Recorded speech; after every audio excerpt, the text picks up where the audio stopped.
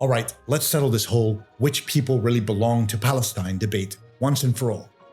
And no, we're not doing some fancy schmancy Silicon Valley DNA ancestry test that's currently illegal in Israel, where a website tells you you're 4% Viking and suddenly you start buying axes on the internet.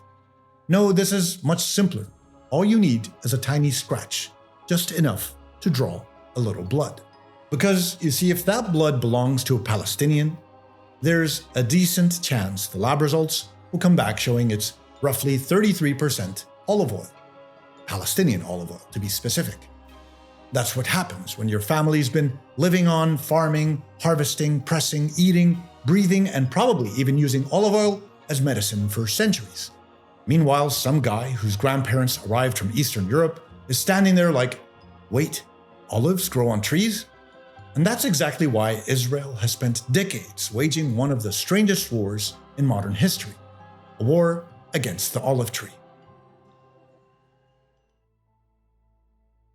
For Palestinians, the olive tree represents their long history and connection to the land. This is fairly standard. People across the Mediterranean, including Italians, Greeks, and Spaniards, also see the olive tree as part of their history and identity, because these trees have been part of life in the region for thousands of years. For Palestinians, this connection is especially personal. Many families have lived alongside these same olive trees for multiple generations. Great-great-great-grandparents planted them, grandparents cared for them, and parents continue to harvest them. These trees are a reminder of family history and of the generations that lived on the land before them. In the words of the renowned Palestinian poet Mahmoud Darwish, he captures this idea perfectly. My roots were entrenched before the birth of time, and before the opening of the eras, before the pines and the olive trees. The point he makes is clear. Palestinian identity is tied to a long and continuous presence in the land.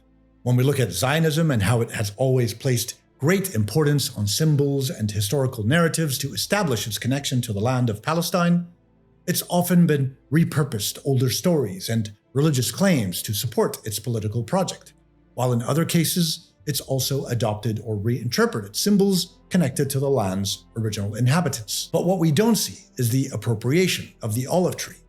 Why is that?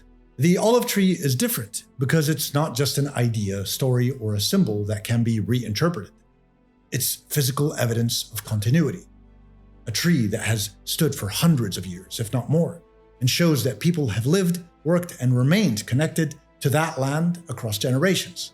This is why olive trees have been repeatedly targeted through uprooting, burning, and destruction. Destroying a Palestinian olive tree does more than damage a source of income.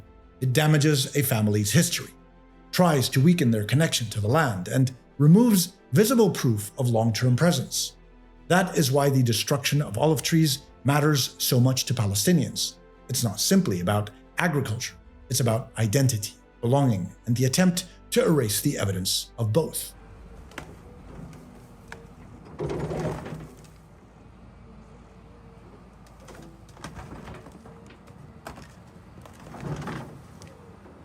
Since 1948, and especially after 1967, Palestinian olive trees have repeatedly been destroyed in the West Bank through uprooting, burning, cutting, and land clearance. These actions are carried out mainly by Israeli settlers, and in some cases during military operations tied to land access and control. There is no single official total that covers the entire period from 1948, but documented figures from UN agencies, NGOs, and human rights groups give a clear pattern over recent decades. Between 2010 and 2020, reports estimate that over 100,000 olive trees were damaged or destroyed in the West Bank. In 2011 alone, UN-linked monitoring recorded around 7,500 trees destroyed or vandalized. More recently, in 2023, humanitarian reports documented over 10,000 trees affected through vandalism or uprooting. The fields of Abu Falah village in the West Bank are scarred with hundreds of stumps, the remains of olive trees that once sustained generations. The damage doesn't always come from a single method. It usually happens in several ways. Trees are uprooted directly, using bulldozers or hand tools. Some are cut down at the trunk. Others are burned, especially during coordinated settler attacks in rural areas.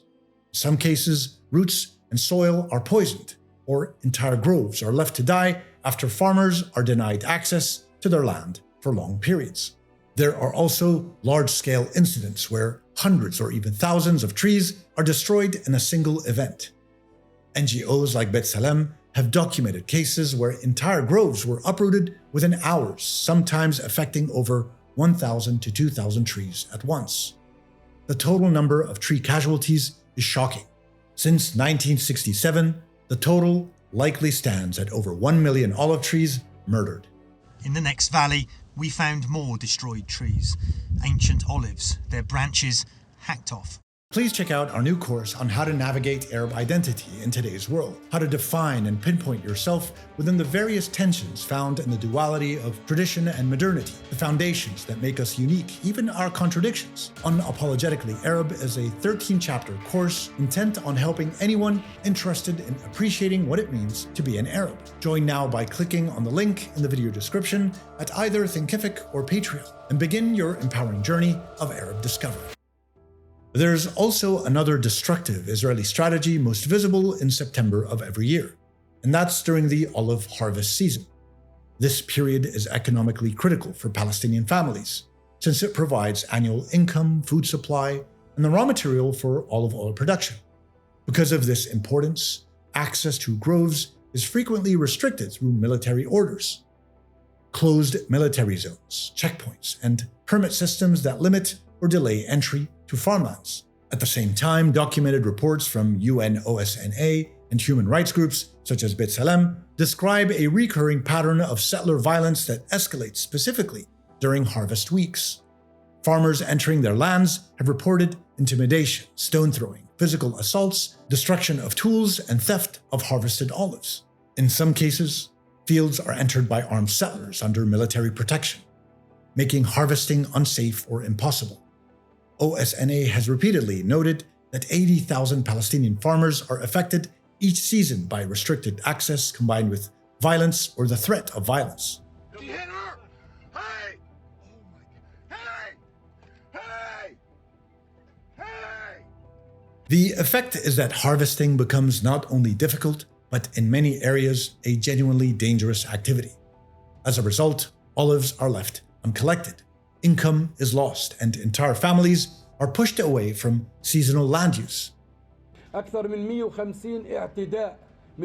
We had more than 150 assaults since the beginning of the season.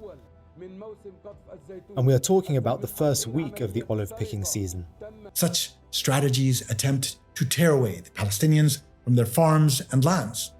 But as resolute as the olive tree has been across the many centuries in weathering the harshest of natural conditions, so have the Palestinians been in confronting the inhumane-made Zionist ones.